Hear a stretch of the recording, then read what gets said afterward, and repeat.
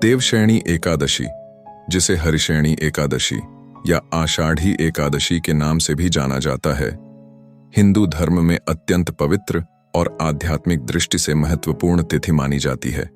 यह तिथि आषाढ़ शुक्ल पक्ष की एकादशी को आती है, जब भगवान विष्णु योग निद्रा में चले जाते हैं और 4 मास तक विश्राम करते हैं।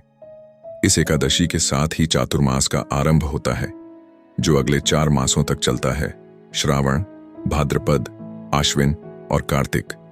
इन 4 महीनों को धार्मिक तपस्या, संयम, व्रत और भक्ति के लिए सर्वोत्तम समय माना गया है।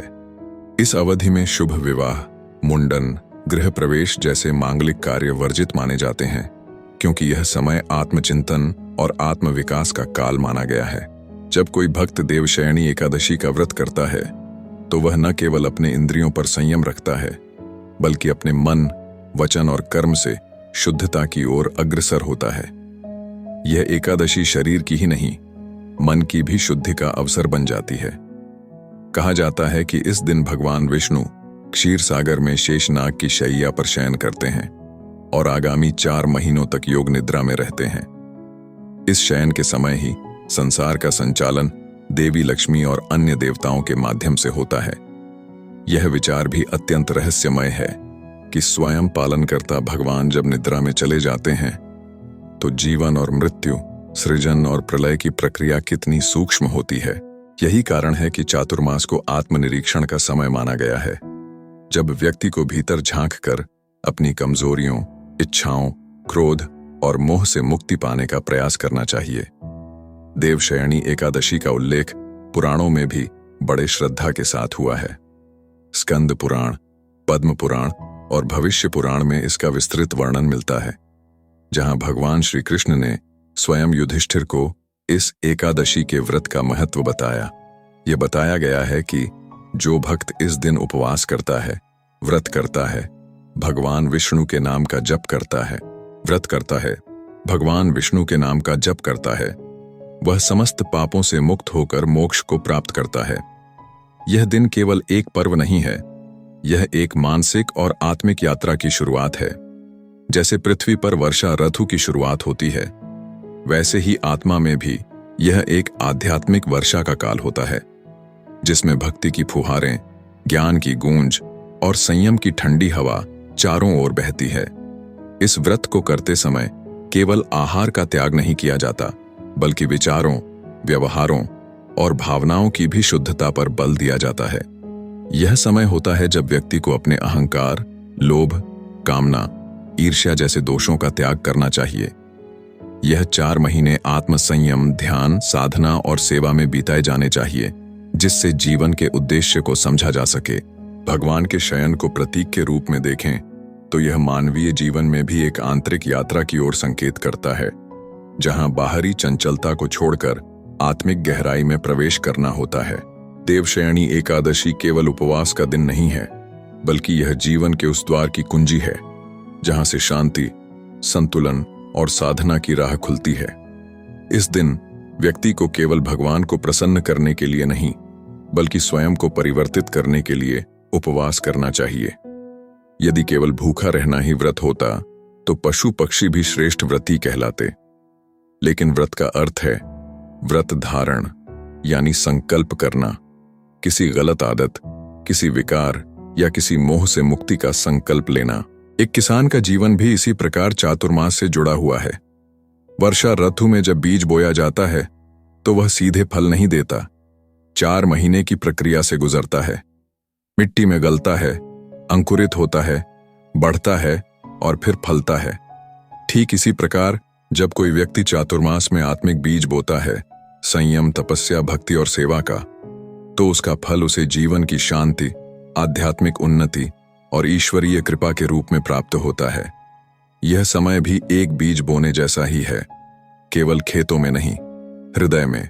देवशयनी एकादशी के दिन कथा, भजन, कीर्तन और शास्त्र पाठ करना अत्यंत पुण्यदायी माना गया है। यह दिन गृहस्थ को भी संन्यास की अनुभूति करा सकता है, जब वह कुछ समय के लिए संसार की दौड़ से हटकर अपने भीतर झांकता है। कई श्रद्धालु इस दिन तुलसी की पूजा करते हैं, क्योंकि तुलसी को भगवान विष्णु की प्रिय माना गया है। तुलसी का रोपण, सेवा और जल अर्पण का विशेष महत्व होता है। वहीं कुछ भक्त रात्रि जागरण करते हैं, भजन गाते हैं और प्रभु के नाम का जाप करते हुए व्रत का समापन करते हैं। जीवन की आपाधापी में ऐसे पर्व और तिथियां ही हैं जो हमें रुकने, सोचने और आत्म परीक्षण करने का अवसर देती हैं। देवशयनी एकादशी जीवन की उस खिड़की को खोलने जैसा है जिससे ईश्वर की ओर प्रकाश आता है। इस दिन कोई विशेष पूजा विधि का पालन न कर सके तो केवल प्रभु का स्मरण, एकांत में थोड़ी देर बैठकर प्रार्थना करना भी पर्याप्त है, क्योंकि भगवान भाव के भूखे हैं, औपचारिकताओं के नहीं।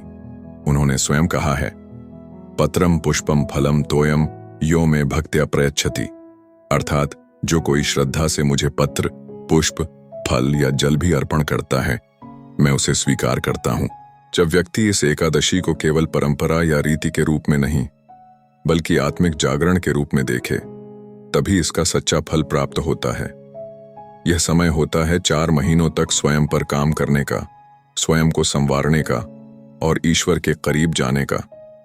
जीवन में सुख, सफलता और शांति तभी स्थायी होती है जब व्यक्ति का मन शांत हो, और मन की शांति संयम और भक्ति से आती है।